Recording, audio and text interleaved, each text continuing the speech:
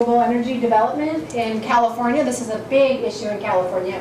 There's a huge push towards renewables. Like, I can't remember what the percentage of renewables by 2020 is supposed to be, but it's really, really high. And that's putting a lot of demand on the development of solar energy tools, like renewable energy, like wind and solar. And oftentimes the development is happening faster than our ability to understand how that development can impact the environment currently. So I am a science advisor for a group called the Avian Solar Working Group, where I'm trying to work with them to understand the impacts of solar energy development on migratory birds. And we also did like a little test case on trying to use these markers to understand the impact of wind turbines. So we had some populations that were sampled right adjacent to a wind farm in the Hollister Pass region of California. And we used that data to demonstrate that you could actually use these markers to track or get sort of timetables of migration for populations as they come through an area. So for example, the Sierra Nevada breeders here, I've already told you, are one of the most precipitously declining populations. We can tell from this data set that they come through roughly this week of April. And if you're trying to, like they call it operational mitigation, if this population was actually on the endangered species list, which would have huge legal implications if they found one of these chopped up in a wind turbine, they might want to consider really mitigating for the potential impact of that species at that wind farm during that week. But they wouldn't necessarily have to worry about it during other weeks of the year. So it can really help sort of refine when the most important time to do that mitigation might be. Okay, so I'll leave you with this slide, which just shows what I'm working on right now. So this has been like, we had a proof of concept, and then it's been really exciting because it's been an explosion of great work. And all of this, I am just like the spokesperson at the moment. This is done with a big team of researchers, and we've been able to get collaborators from all across North America, just thrilled at the idea of developing tags for their particular species.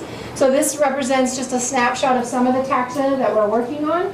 And our hope within the center is that we can actually develop these tags for 50 species within the next 10 years, and then maybe more after that. So we're really trying to take this up on a scale to where it can be useful and informative for conservation, because it has to happen now.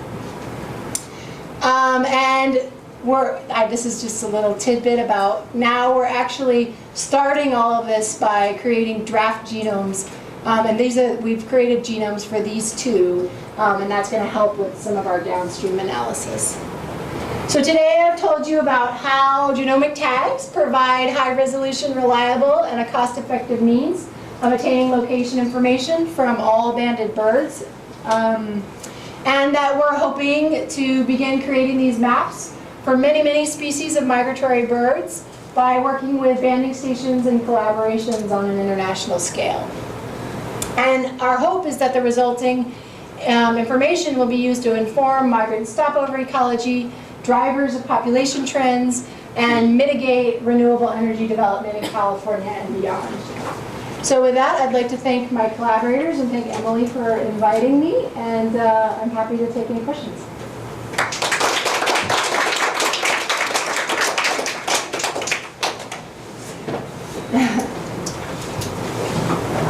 Yeah? Do you predict a decline in Wilson's warbler productivity this year due to ENVS effects? Oh, good question. I guess we could go back to that. We could go back to the slide. What does it say? So El Nino is up this year. So it's actually good for Wilson's warbler. It's good for them. Yeah, that's what it looks like, right? So when ENSO is high, so is productivity. For my birds. Really? Wait, what do you work on? Western poles. Oh, interesting. So, what is the length of time to develop the genomic tag for a new species? Yeah, it's Because never. I didn't see my bird up there, so. It's never fast enough. I mean, if we have, there's a lot of ifs, right? If you have all the samples in place and everything is working well in the lab, to develop genomic tags, I think if you were going full out, you could do it in, I mean, it's like 1 week to build a library for genomic sequencing. It's probably a month to get the data back from Berkeley and another month to scan through it. I mean, theoretically, if you were going full tilt, you could do it in 3 months. How much does that cost? That's my next question. Yeah. Okay, but then, so I have to get better at talking about cost, because you say cost and then people are always like, oh, but you said it, but there's always buts, right? So assuming that you have all of your extractions are done, all the samples are collected, sequencing, we estimate, and with or without personnel, just for the. I would say for George Soros, who's going to fund it, how much is it going to cost him? So that's including personnel, to pay somebody to actually do the bioinformatics. I haven't told him yet, but I'm fine. I'd say to be really safe, you'd want to say like, just for the genome scan to develop the markers, I'd say you'd want to say like 15,000. We can fund that, right? It's pretty. No funding? Then you'd have to order the assays. So to order the assays, that's another cost. So it's $50 an assay, you know, that's, and then you have to pay for the plates. And, I mean, I have all these numbers, but like if you just for the genome scan and the bioinformatics, yeah, between 15 and 20, probably, yeah. I mentioned at the end, now we're starting to do the whole genome.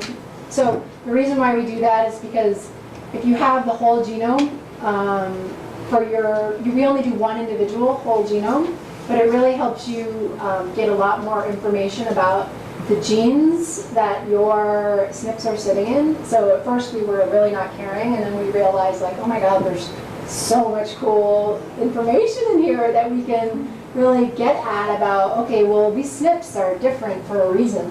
Like what's driving this rapid evolution?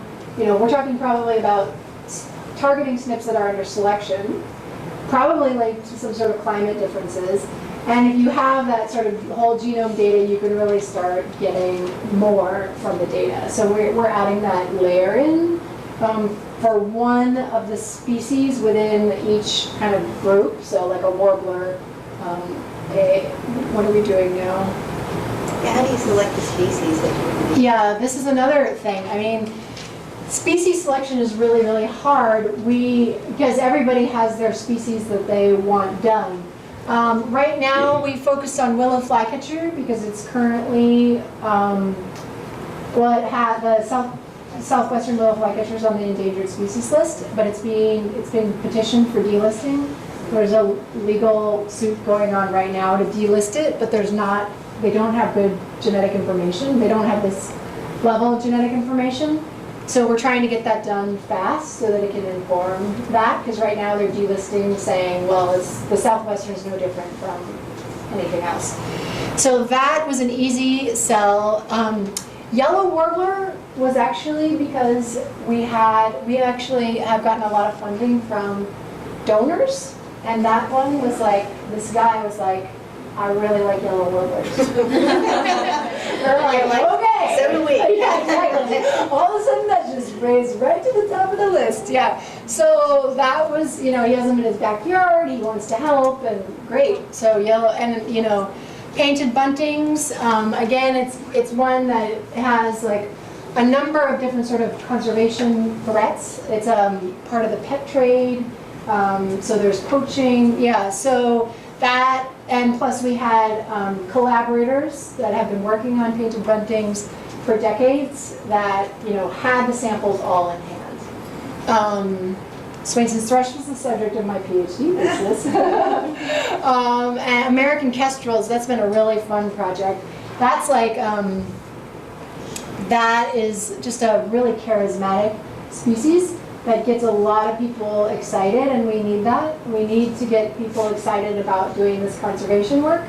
Plus, from a citizen science perspective, we're working with Hawkwatch International and the Peregrine Fund, who have this series of nest boxes where people all over the country go out and search these boxes for kestrels, and they can collect feathers. So that's going to be totally cool. And then these two, we also received some funding from our donation to investigate the potential impacts of solar. And water birds are one of the ones that are most impacted by the development of utility scale solar. So we identified, we basically, took insight from others. We just got some funding from the California Energy Commission though, and even we got the grant accepted, and they were like, yeah, but we kind of want to change the species. It's just like, okay, fine. But, everybody has their favorites, so it's just sort of like, I don't know. I wish I could come up with some real easy way, because it's always a pain to choose which ones. So your Wilson's Warbler study obviously had this amazing large sample size Yeah. for this. Would you say you need a decent sample size to do something like this? I think, if you're going to invest the time and resources, that, you really want to do something that has a pretty big sample size. I think you can get, you can build an ice escape with which is informative